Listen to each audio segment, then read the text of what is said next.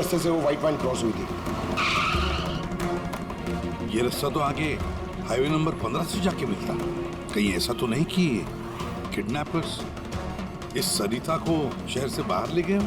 Sir नहीं sir, क्योंकि वो आगे जो टोल नाका है उसमें गाड़ी क्रॉस नहीं हुई। तो फिर जरूर किडनैपर ने सरिता को टोल नाका और सिग्नल के बीच में कहीं छुपा के रखा। तो सर इस सिग्नल और टोल के बीच में कोई तो रास्ता होगा जो अंदर जाता है, और शायद किडनैपर्स का अड्डा वहीं कहीं आसपास होगा। हाँ, चलो देखते हैं कोई रास्ता है क्या।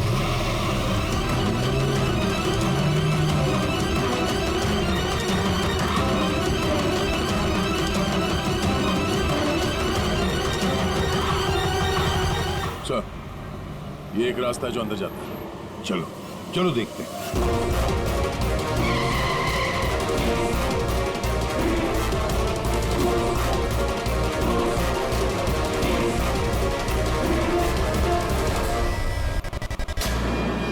सर सर सर सर वो पीछे।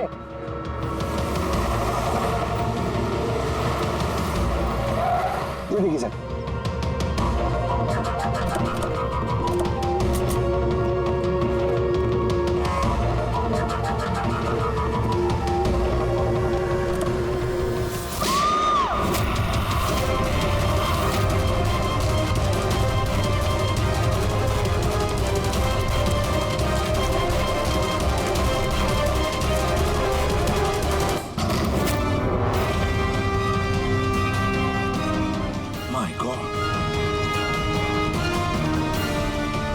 सरिता, सर अंदर कोई नहीं है।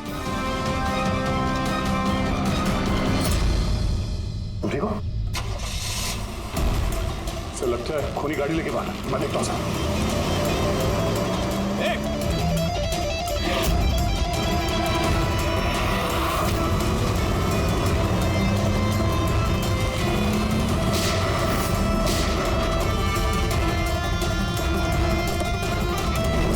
सर एम्बुलेंस आ रही है। सरिता, ये बताओ किसने किया ये सब? उसने मेरी आंखों में पट्टी बांध रखी थी, इसलिए उसका चेहरा भी नहीं देख पाई मैं। नहीं सर, निकल गया। गाड़ी का टायर पंचर करके गया वो। सरिता बताओ क्यों किया होगा ये सब उसने? सर उसको मेरे पति आलोक का फाइनेंशियल रिकॉर्ड चाहिए था, पता नहीं क्यों। पर तुम्हारे पति आलोक अब इस दुनिया में नहीं रहे ना? हाँ सर, उन्होंने आत्महत्या कर ली थी क्योंकि किसी फ्रॉड ने उन्हें धोखे से लाखों रुपए लूट लिए। पर वो पैसे भी उनके नहीं थे सर, उन्होंने किसी से कर्जा लिया था, पर कर्जा ना चुकाने की वजह से उन्होंने सुसाइड कर ली सर। अब ये क्या चक्कर है सर? ये किडनैपर को आलोक के फाइनेंशियल रिकॉर्ड्स में इतनी दिलचस्पी क्यों होने लगी? पंकज, यार इस किडनैपर को दिलचस्पी इसलिए कि मुझे तो लगता है कि ये किडनैपर, ये खूनी भी वही है जिसने आलोक को पैसे दिए थे। अब जैसे उसे पता चला कि आलोक इस दुनिया में नहीं रहा तो प्रॉब्लम आया, पैसे वसूल किससे करे। उसे पता चला कि आलोक का सारा पैसा टोनी के पास है तो उसने टोनी को खत्म कर दिया और फिर खुद पर इल्जाम ना आए सारे सबूत मिटाने के लिए उसने सरिता को फोन किया और उसे पूछा कि आलोक का सारा फाइनेंशियल रिकॉर्ड कहां पर है। कौन हो सकता है ये? सरिता, सर एक काम कर सकती हो? हाँ सर। आलोक की फाइनेंशियल रिकॉर्ड्स हमें दे सकती हो? माय गॉड, यार ये मुजरिम जो भी कोई है हमसे पहले यहाँ पहुंच गया और देखो लगता है सारे सबूत जलाकर राख करने की कोशिश की है उसने। बस सर उस कंप्यूटर के साथ कुछ करना दिया हो जिसमें आलोक के फाइनेंशियल रिकॉर्ड्स हैं। तो फिर देखो जरा कोई कंप्यूटर या लैपटॉप वगैरह मिलता है क्या? सर हाँ, लैपटॉप मिल गया। वंडरफुल। सर आलोक फाइनेंशियल फाइल। गुड। अब इसकी फाइल ओपन करने की कोशिश करो, जरूर उसमें उसके कर्जदारों की लिस्ट मिलेगी हमें। खुल गया सर। इससे तो कई सारे लोगों से कर्जा लिया है सर, और सबसे ज्यादा कर्जा दिया है इस शेखर ने। शेखर? गए कहीं वही शेखर तो नहीं जो दीनानाथ के साथ हमसे मिलने आया था? मैं दीनानाथ, ये शेखर। हाँ सर, वही है। तो दया, इस शेखर का पिंजरे में जाने का वक्त आ गया। वो सफेद वैन तो मिल गई सर, पर शेखर का अभी तक कुछ पता नहीं चल पाया। सर शेखर भले ही खून करके भाग गया हो, लेकिन ज्यादा दूर नहीं जा पाएगा। फिर भी कुछ ना कुछ तो गड़बड़ जरूर है इस केस में। पता नहीं क्यों, लेकिन सही नहीं लग रहा है मुझे। क्या हुआ सर, आपको कुछ और लग रहा है क्या? अब जिस तरह सोचो, ये सरिता का किडनैप होना, उसके बाद में हमें बड़े आसानी से वो सफेद वैन मिलना, लावारिस पड़ी हुई, उसके बाद में आलोक की फाइनेंशियल रिकॉर्ड जिसमें शेखर का भी नाम है, वो भी बड़े आसानी से मिले हमें। हाँ सर, वो फाइनेंशियल रिकॉर्ड लैपटॉप के डेस्कटॉप पे ही था। यही तो मैं कह रहा हूँ दया, गड़बड़ है। हालांकि ये ऐसे फाइनेंशियल रिकॉर्ड्स अलग से फोल्डर में होने चाहिए, पासवर्ड प्रोटेक्टेड होने चाहिए ना। सर लेकिन अगर हमें वो सुराग मिल रहे तो ये तो अच्छी बात है ना। नहीं पंकज, हमें सुराग मिल नहीं रहे हैं, सुराग हमें दिए जा रहे हैं एक के बाद एक, एक के बाद एक। इसीलिए तो मैं कह रहा हूँ ना, गड़बड़ है, कुछ ना कुछ तो गड़बड़ जरूर है। हमें गुमराह करने की कोशिश हो रही है। टोनी के बारे में आपको जो कुछ भी याद है जरा डिटेल में बताइए। बात करने में, लोगों को बड़े से बड़े सपने दिखाने में बहुत अच्छा था ये टोनी। ऐसे किसी से घुल मिल जाता था केवल 2 मिनट में कि जैसे आपको लगे कि दुनिया में उससे अच्छा आपका कोई दोस्त है ही नहीं। और हाँ सर, आलीशान पार्टीज वगैरह रखी थी उसने अपने इन्वेस्टर्स के लिए। उन पार्टीज की तस्वीरें हैं आपके पास? सर पूर्वी ने ये फोटो भेजी है, सस्पेक्ट के घर से मिली है। अच्छा, तो ये है वो इस पूरे खेल के पीछे। मतलब शेखर भी इसी के कब्जे में होगा सर। इसका फोन ट्रैक करो, शेखर की जान को खतरा है, शेखर को बचाना होगा।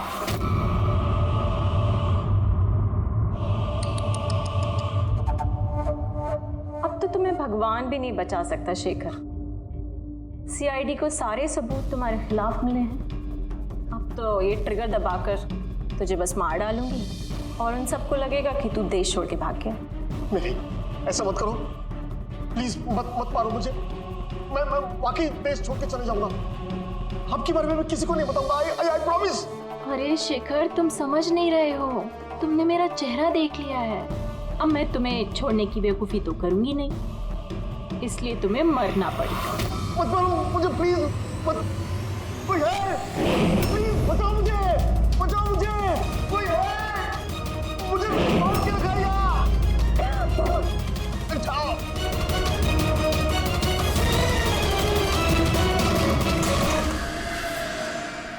उठ उठ।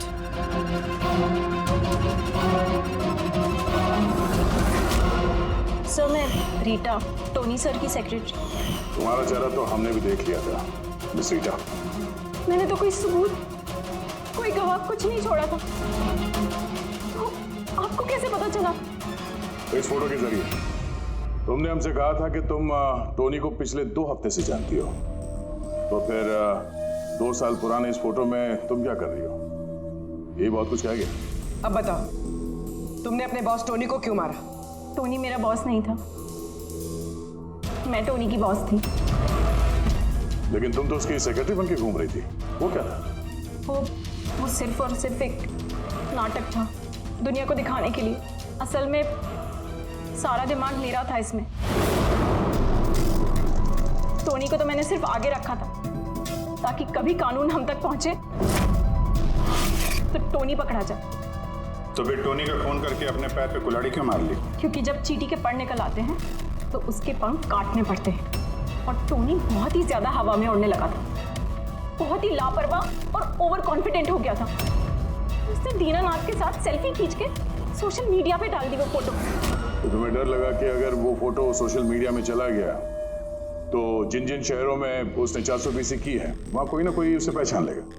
हाँ, और उसके पेट में जो सिक्के थे वो सिक्के मैंने ही उसे निकलवाए थे ताकि आप लोगों को लगे कि खून किसी ऐसे आदमी ने किया है जिसके साथ टोनी ने बेईमानी की है। और इसलिए तुमने सारे सबूत शेखर के खिलाफ कर दिए ताकि हम उसे अपराधी समझें। न जाने कितनी जिंदगियों के साथ खेला है तुमने। देश भर में न सिर्फ लोगों के पैसे चुराए बल्कि उनकी खुशियां, सपने सब छीन लिए। कड़ी से कड़ी सजा मिलेगी तुम्हें इस जुर्म के लिए।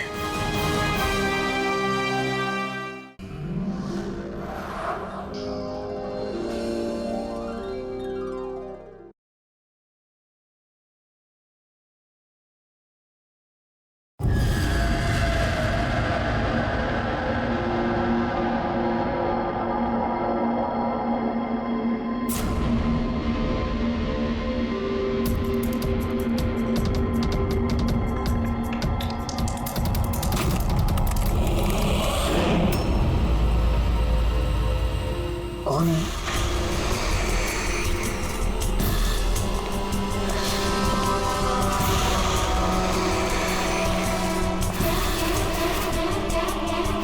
कोई है?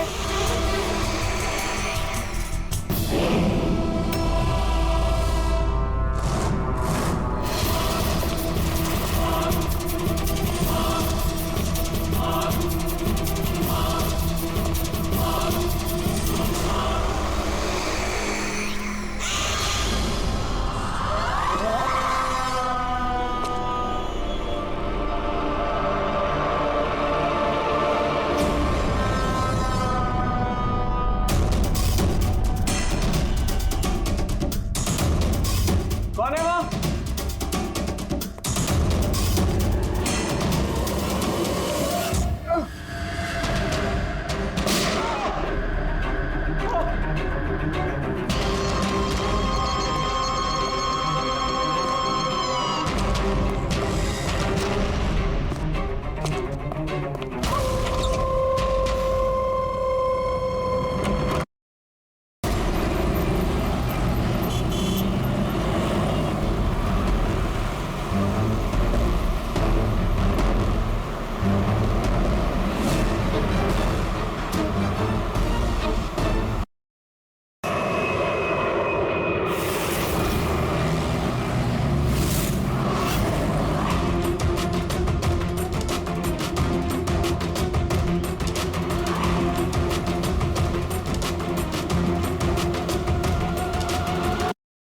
टोनी के बारे में आपको जो कुछ भी याद है जरा डिटेल में बताइए। बात करने में, लोगों को बड़े से बड़े सपने दिखाने में बहुत अच्छा था ये टोनी।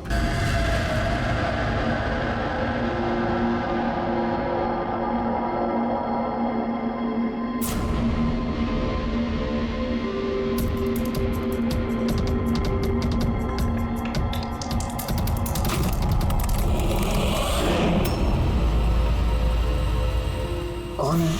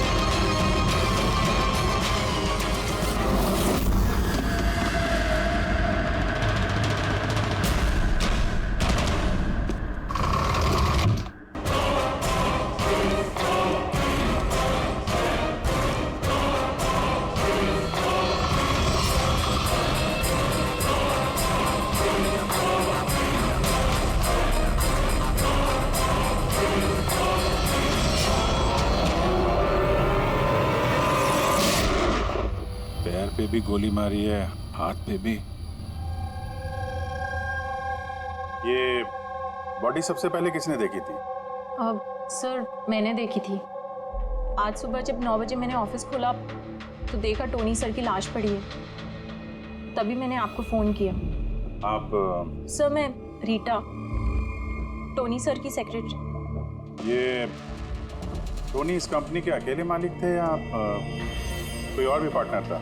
नहीं सर, अकेले ही मालिक थे टोनी सर। तो इनके बाद नेक्स्ट सीनियर ऑफिसर कौन है कंपनी का? Sir Rohit sir. रोहित? जी सर, मैं ही इस कंपनी का सीईओ हूँ। किस चीज़ की कंपनी है? सर हम टॉक्स और सिक्योरिटीज में डील करते हैं। सर उनकी बेल्ट और जूते देखिए सर, इतनी बड़ी कंपनी के सीईओ ये पहन के आएंगे ऑफिस? तो रोहित जी क्या चल रहा है आजकल शेयर का भाव? सर वो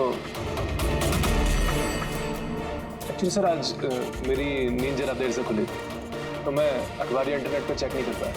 अच्छा,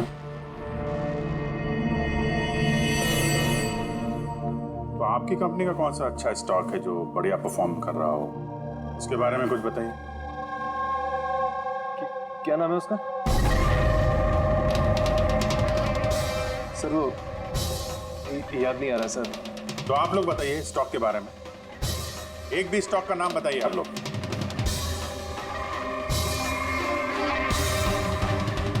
क्या हो क्या रहा है यहाँ पे? सर सच में तो हम में से कोई भी यहाँ पे काम नहीं करता है। काम नहीं करता? क्या मतलब क्या है? मतलब सर हम सब लोग एक्टर्स हैं। मगर ये तो फाइनेंस कंपनी है, इसका फिल्मों से क्या लेना देना? सर फाइनेंस कंपनी तो सिर्फ नाम की है, यहाँ पर सर कोई काम नहीं करता। हम एक्टर को सिर्फ इसलिए रखा है ताकि हम यहाँ काम करने की एक्टिंग कर सकें। एक्चुअली सर टोनी सर से मिलने दिन में बहुत सारे क्लाइंट्स आते थे। हमारा काम बस इतना होता था कि उन्हें दिखाना कि ऑफिस में बहुत काम हो रहा है। ये टोनी क्या काम करता था? किस चीज़ की मीटिंग होती थी यहाँ पे? सर उनकी जो भी मीटिंग्स होती थी वो उनके केबिन के अंदर होती थी। अब वो क्लाइंट्स के साथ क्या बातें करते थे वो हम में से किसी को नहीं पता सर। और कब से चल रहा है ये सब? सर पिछले 2 हफ्ते से। कमाल है, एक नकली कंपनी जहाँ पे नकली काम होता था उसके मालिक का खून हो जाता है। समझना पड़ेगा एग्जैक्टली यहाँ पे हुआ क्या था। तो यहाँ पे टोनी को पहली गोली लगी। अगर उसे गोली यहाँ लगी है तो वहाँ उसे भाग जाना चाहिए था, वो तो एग्जिट है। वो वापस ऑफिस के अंदर क्यों गया? शायद खूनी इस तरफ होगा, बचने के लिए इधर भागा होगा। ये हैंडल पे भी खून है। वहां से अंदर आया और फिर वहां पे लेके गया उसको जहां पे खून हुआ। ब्लड ट्रेल इधर भी है। सर ये यहाँ देखिए, इतना सारा खून। लगता है यहाँ पे छुप के बैठा होगा बचने के लिए। खूनी आया, उसके बाद उसको वहां ले गया जहां पे उसकी मौत हो गई। सर वो पानी का बॉटल सर, पानी लग रहा है सर। है तो पानी,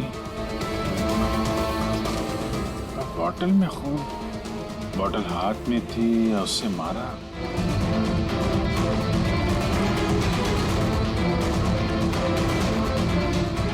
यहाँ तो खून है नहीं, खून तो वहां है, तो इसका मतलब खून यहाँ पे है तो शायद ये बॉटल यहीं होगी। यहाँ पे छुपा होगा तो बॉटल हाथ में ली होगी बचने के लिए। यहाँ वहां जाते समय गिर गई। यहाँ पे भी खून। वहां से आया तो इस पे हाथ लगा और सर हाँ, यहाँ तो ब्लड ट्रेल है।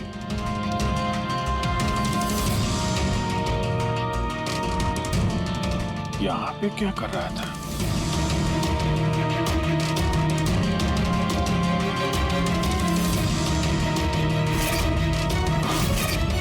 यहाँ पे पंजे का निशान है, यहाँ भी खून है, यहाँ भी पंजे का निशान है। कुछ पकड़ रहा था या फिर अरे क्या? ठीक हो? बस गन छुपा के रखी है अंदर। शायद इसी को ढूंढने आया होगा, लेकिन इसके पहले गन तक पहुंचता खून ही पहुंच गया इसके। वैसे ये ऑफिस में उसने गन की छुपा के रखी? ऑब्वियसली उसकी जान को खतरा होगा। इतना गड़बड़ घोटाला करके रखा हुआ था यहाँ पे, एक्टर्स लोगों को हार करके रखा था। पता नहीं कितने दुश्मन होंगे इसके। ये डायरी भी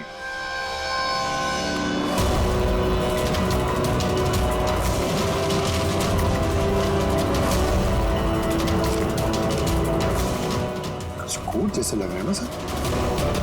कोड वर्ड में लिखा है और डायरी को छुपा के रखा था।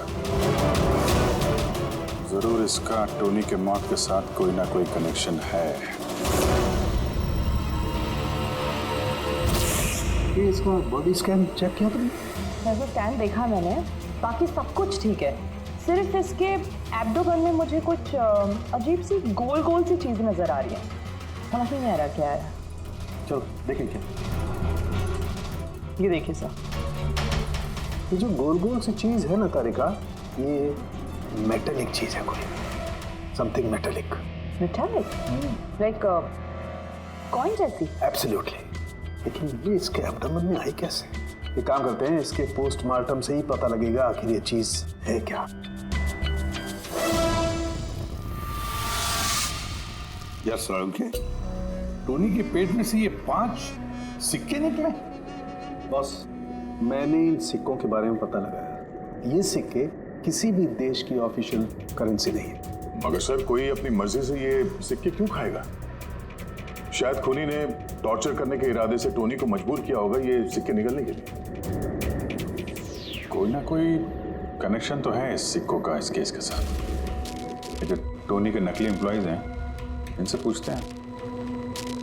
तो बताइए, आप में से किसने ये कॉइन्स देखे टोनी के पास?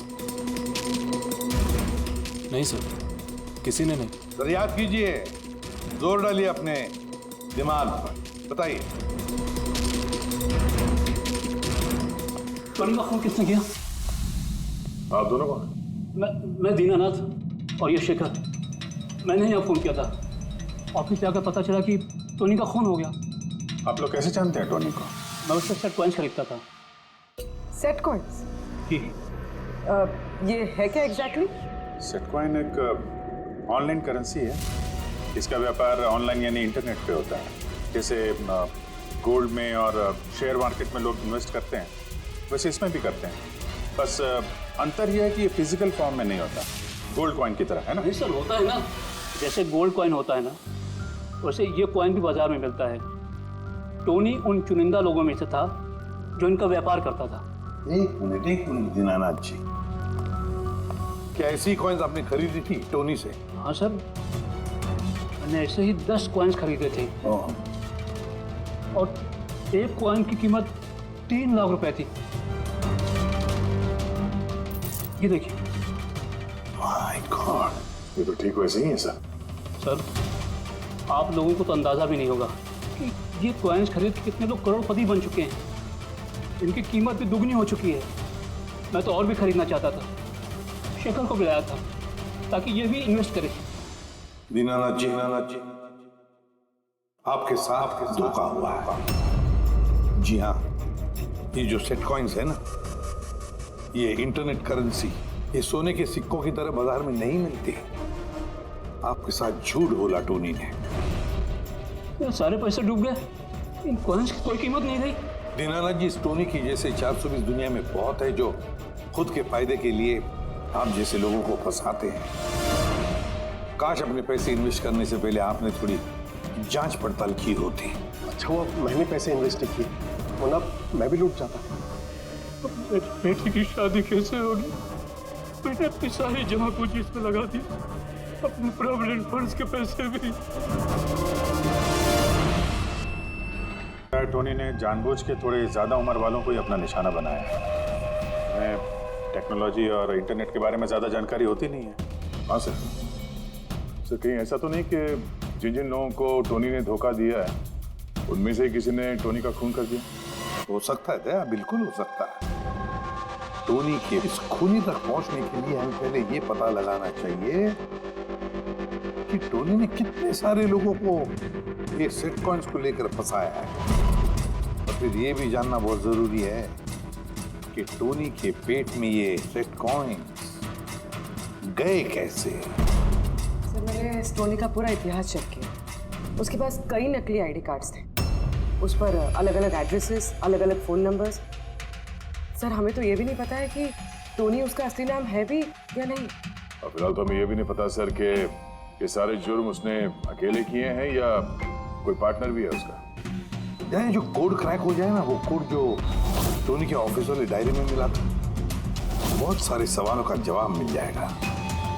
सर एक कोड क्रैक करने वाले एक्सपर्ट को हमने कांटेक्ट किया है, शायद बहुत जल्दी इसका हल निकाल लेगी वो। और ये जो टोनी का सारा ऑफिस स्टाफ आया था, ये जो एक्टर्स उसके ऑफिस में काम करते, उनको कैसे पता चला इस टोनी के बारे में? सर एक अशोक नाम का कास्टिंग डायरेक्टर है, उसी ने ये सारे एक्टर्स भेजे थे टोनी के ऑफिस में। बस तो मिल लो इस अशोक से, मिल लो। सब कॉमेडी, रोमांस, हर इमोशन एकदम कूट कूट कर भरा है उसमें। क्या नहीं चलेगा? अच्छा ठीक है सर, मुझे थोड़ा टाइम दीजिए, मैं भी भेजता हूँ। ठीक है सर, ठीक है। अरे अशोक जी, मेरी फोटो भेज दीजिए ना। एक्शन, कॉमेडी, रोमांस, सब में नंबर 1 हूं मैं। देखो भाई, तुम हीरो तो बन नहीं सकते, एक कॉमेडियन का रोल है, करोगे? कॉमेडी? और हाँ, तुम्हारे चेहरे में मुझे एक कशिश दिखती है। एक आर्ट फिल्म के लिए मेरी बात चल रही है, तुम एक काम करो, एक ऑडिशन दे दो उसके लिए। अच्छा, क्या रोल क्या है? रोल एक पुलिस वाले का है। अरे ये तो मेरे बाएं हाथ का खेल है। पुलिस वाले का रोल करने का तो बड़ा एक्सपीरियंस है मुझे। एक्सपीरियंस है पुलिस वाले के रोल का? अरे रोज ही पुलिस वाले का रोल करते हैं। आप ये देखिए, ये सीआईडी असली है क्या? असली है, और जिस जेल में तुझे लेके जाएंगे ना, वो भी असली है। जेल? अब बजी दिमाग की घंटी। नहीं, कौन है ये? कौन है ये? हा? इसको एक्टर सप्लाई किए थे ना तूने ऑफिस में काम करने की, एक्टिंग करने के लिए, भूल गया तू? सर आपको जरूर कोई गलतफहमी हुई है। देख, सीआईडी के सामने एक्टिंग करेगा ना तो बहुत भारी पड़ेगा तुझे। यही 11 एक्टर भेजे थे ना तुमने टोनी के पास? हाँ याद आया, भेजा था मैंने, लेकिन सर काम करने की, एक्टिंग के लिए नहीं भेजे थे, बल्कि टोनी ने मुझसे ये कहा था कि वो एक शॉर्ट फिल्म बना रहा है और उसको कुछ स्ट्रगलिंग एक्टर चाहिए। जो एक्टर तूने भेजे थे ना, उसका इस्तेमाल करके उसने बहुत बड़े घपले किए हैं। सर ये बात मुझे कैसे पता चलेगी? सर पूरे 12 में से किसी भी एक्टर ने मुझे ये बात नहीं बताई सर। 12? सर उसकी ऑफिस में तो 11 लोग थे, ये 12वां कहां से आ गया? अच्छा, वो जो एक्टर भेजे थे उनकी लिस्ट दिखाना जरा। जी सर।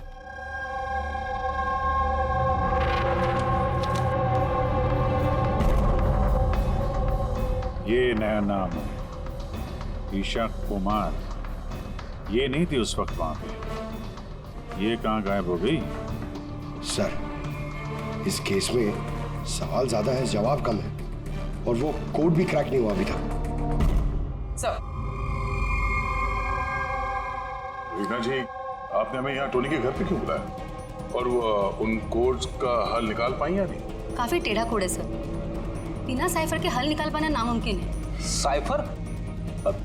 ये साइफर क्या होता है? साइफर कोई ऐसी किताब या डायरी होती है जिनके अंदर इन खुफिया कोड्स का राज छुपा होता है। फ्रेडी, जैसे अंडरवर्ल्ड की दुनिया में ये चीजों के नाम को कोड्स में इस्तेमाल करते हैं, जैसे गन है उसे घोड़ा कहते हैं, और कौवा मतलब मोबाइल, तो ये सारे कोड्स एक साइफर में होते हैं। अगर ये साइफर मिल जाए तो सारे सवालों के जवाब मिल जाएंगे।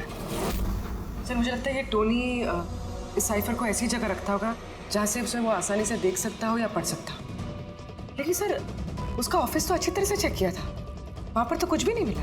तो हो सकता है टोनी के घर पे मिल जाए। ये देखिए सर, बड़ा अजीब सा निशान है इस पेपर पर। शायद ये निशान इस कोड का कोई अहम हिस्सा है। तो इस निशान का राज यहीं कहीं होना चाहिए। घर का एक कोना चेक करते हैं।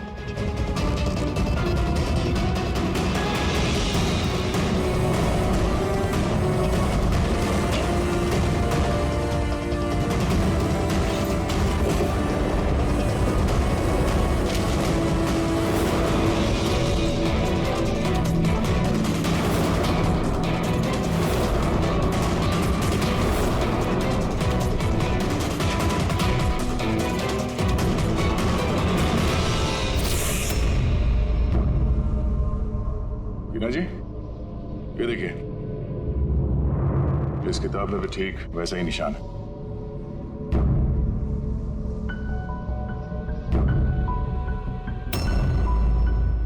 सर यही तो साइफर है।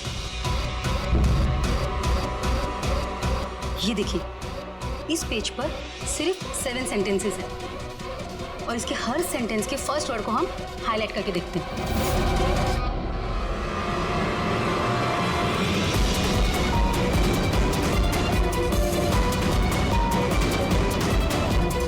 ये सीजर का क्या होता है? जूलियस सीजर का नाम तो सुना होगा ना? हाँ। लगता है उसके जमाने का कोई पुराना कोड है। तो यहाँ ये सीजर के आगे जी भी तो है। यही तो मालूम करना है कि कौन से सीजर साइफर का इस्तेमाल हुआ है। मान लो ए अगर जी है और बी अगर एच है तो A to Z कुछ इस तरह दिखेगा। ये देखिए,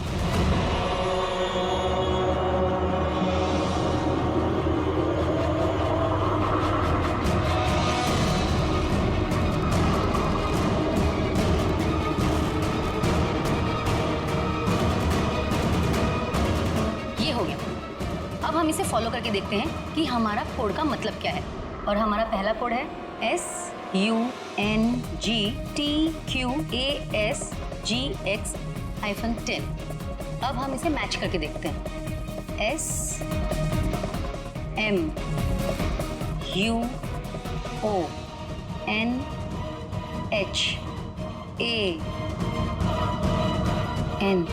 मोहन।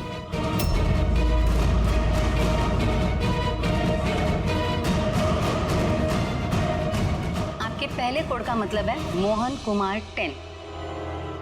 सर इस मोहन कुमार नाम का तो कोई आदमी है ही नहीं इस केस में। अगर है ना तो ढूंढना पड़ेगा। ये बाकी के सारे जो कोड हैं उनको भी डिकोड करते हैं। प्लीज कुणाल, तुम समझने की कोशिश करो। मैं पंकज से बहुत प्यार करती हूँ। प्लीज तुम मेरे और पंकज के बीच कभी मत आना। सच? तुम मुझसे इतना प्यार करती हो? Cut cut cut. कौन हो आप लोग? बीच में आगे पूरा शॉट खराब कर दिए।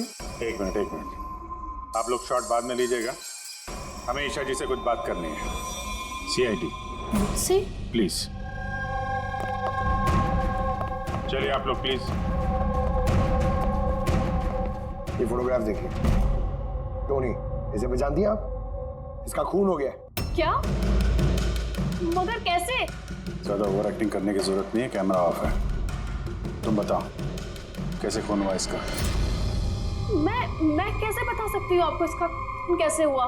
जिस वक्त इसका खून हुआ सारे नकली एम्प्लॉय उसके ऑफिस में थे, सिवाय तुम्हारे। कहाँ थी तुम? नकली एम्प्लॉय? कौन से नकली एम्प्लॉय? सर ये आप लोग क्या बात कर रहे हैं? मुझे तो कुछ समझ में नहीं आ रहा। स्टोरी ने तुम लोगों को हायर किया था ना उसके ऑफिस में क्लर्क की एक्टिंग करने के लिए। उसने तो मुझे अपनी मंगेतर का रोल प्ले करने के लिए पैसे दिए थे, वो भी बस 1 दिन के लिए। मंगेतर का? हाँ सर, उसके माँ बाबूजी आए थे उससे मिलने और वो उन्हें दिखाना चाहता था कि वो शादी करने वाला है और वो अपनी जिंदगी में बहुत खुश है। उसने तुमको तो बताया होगा ना अपने माँ बाप के बारे में, सारी इंफॉर्मेशन दी होगी। जी हाँ, बहुत कुछ बताया था ताकि कुछ गड़बड़ ना हो जाए और मुझे याद रहे कब कौन से डायलॉग बोलने हैं। उसके माँ बाप के बारे में जितनी भी इंफॉर्मेशन है तुम्हारे पास, एक एक चीज सब हमें बताओ। Thank you sir. Sir codes decode हो गए। हर कोड से एक नाम मिला है और नाम के आगे एक नंबर। जरूर ये वो लोग हैं जिनको टोनी ने सेट कॉइन्स बेचे थे, और ये नाम के आगे जो नंबर है इसका मतलब है किसके पास कितने सेट कॉइन्स हैं। जैसे ये मोहन ने ये 10 सेट कॉइन्स खरीदे थे, चिराग 6, विजय कुमार 8, एक्सेट्रा एक्सेट्रा। तो मतलब खूनी इनमें से ही कोई एक है? लगता तो ऐसे ही है। इन सारे बारातियों को ब्यूरो में बुलाओ सेट कॉइन्स के साथ। सर मैंने टोनी को नहीं मारा, आपने मुझे बताया तब तो मुझे पता चला कि टोनी का मर्डर हो गया। कल रात तुम कहाँ थे? कल रात मेरे सर में दर्द था तो मैं कल रात 10 बजे ही सो गया था सर। अच्छा, और कौन है आपके घर में? मेरे घर में बस मैं हूँ सर, और मेरा एक बेटा है जो विदेश में नौकरी करता है। मैंने तो अपने रिटायरमेंट फंड के 15 लाख लगाए थे इसमें। अब मुझे ये समझ में नहीं आ रहा है ये मुझे कैसे वापस मिलेंगे। गन रखते हो ना तुम? सर मेरी गहनों की दुकान है, सिक्योरिटी एंड प्रोटेक्शन के लिए मुझे अपने पास गन रखनी पड़ती है सर। सर सब कुछ तो आपको बता चुका हूँ, अब मैं आपको और क्या बताऊँ? जब तक खूनी पकड़ा नहीं जाता हम तो सवाल पूछेंगे। इस डायरी में उन लोगों के नाम लिखे हुए हैं जिन्होंने उससे वो कॉइन्स खरीदी थी, सेट कॉइन। उन लोगों के नाम और जितने भी कॉइन्स खरीदे थे वो सब, पूरा का पूरा रिकॉर्ड इसमें है। और इसमें जो जानकारी है उससे हम ये पता लगाएंगे कि आखिर आप लोगों में से वो खूनी कौन है। किसने कितने कॉइन खरीदे, इससे ये कैसे पता चलेगा खूनी कौन है? आसान है, खूनी ने अपने कुछ सिक्के गुस्से में आकर टोनी को निगलवा दिए। अब इस बहीखाते के हिसाब से जिसके पास भी कम सिक्के निकलेंगे वही हमारा खूनी है। चलिए आप सब लोग अपने अपने सेट कॉइन्स के सिक्के गिनती करवाइए।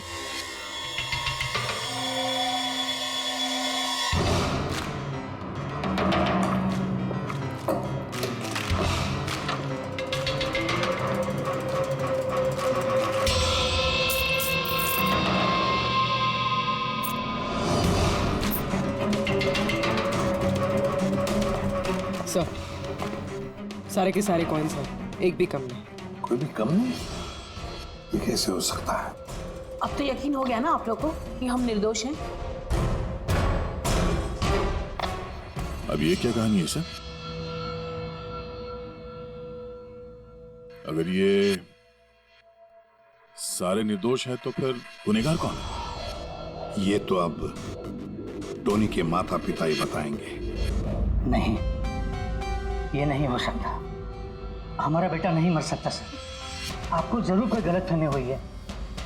हमारा बेटा तो अपने ईमान का इतना पक्का था कि वो किसी का 1 रुपया भी ना ले, और आप कह रहे हो उसने लोगों को ठगा है। मैं जानता हूँ ये किसी भी माँ बाप के लिए सुनना आसान नहीं है, पर क्या टोनी की किसी के साथ कोई दुश्मनी थी? हाल फिलहाल में कोई लड़ाई झगड़ा हुआ हो? कैसा झगड़ा सर? वो तो इतना बिजी रहता था कि उसे हमसे मिलने का भी समय नहीं होता था। 3-3, 4-4 महीने बाद घर आता था वो। मिलने नहीं आता था? मतलब कि उसने कई जगह पर अपने ऑफिस खोल रखी थी। कहाँ पे ऑफिस था इसका? दिल्ली, पुणे। जिस शहर में ये टोनी रहा है कुछ ना कुछ घपला तो जरूर किया होगा उसने। कुंडली निकालो इसके पिछली जिंदगी की। सर हाँ सर, दिल्ली और पुणे के police officers video conference call पे। गुड।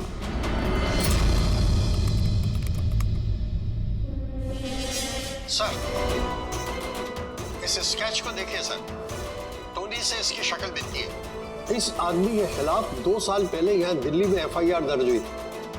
कई लोगों के साथ में चिट फंड में इसने घोटाला किया था, लेकिन सर इसका नाम टोनी नहीं बल्कि अमर है। सर यहाँ पर उसका नाम प्रशांत था। पिरामिड स्कीम के नाम पर उसने लोगों को बड़े बड़े सपने दिखाए और कई लोगों के पैसे खा गए। बहुत लोगों ने उसके खिलाफ कंप्लेंट भी दर्ज की। सारे शहरों में यही कारनामा किया सर इसने। एक शहर से बेईमानी का पैसा इकट्ठा करके दूसरे शहर को रवाना हो गया किसी और को टोपी पहनाने। इसका मतलब है इस टोनी के दुश्मन सिर्फ इसी शहर में नहीं, बाकी शहरों में भी हैं।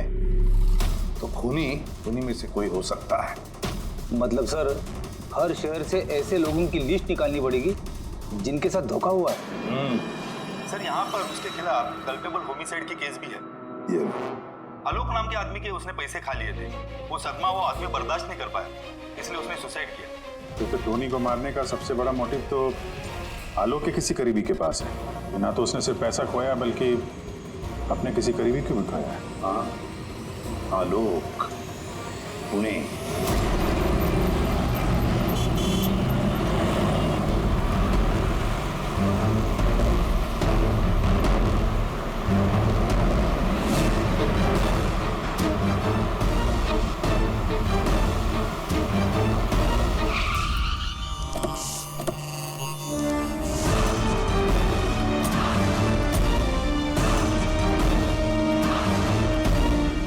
लगता है आलोक की बीवी सरिता घर पे नहीं है सर।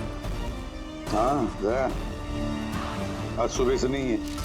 आज का पेपर और दूध। पंकज सर, जाके जरा पड़ोसी से पूछताछ करो।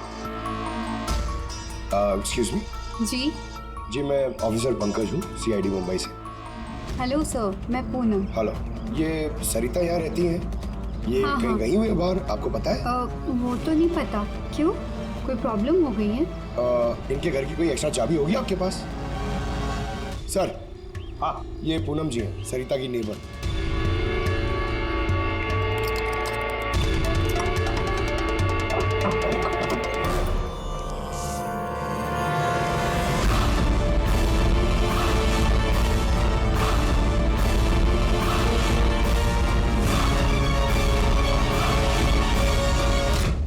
जिस तरह से घर के अंदर ये सामान बिखरा पड़ा है, ऐसा लगता है कि कल रात यहाँ पे कुछ हुआ था। हुआ तो था जरूर दया, कुछ न कुछ तो हुआ था। ये देखो, खून के निशान। ऐसे लग रहा है जैसे किसी को घसीट के यहाँ से ले जाया गया।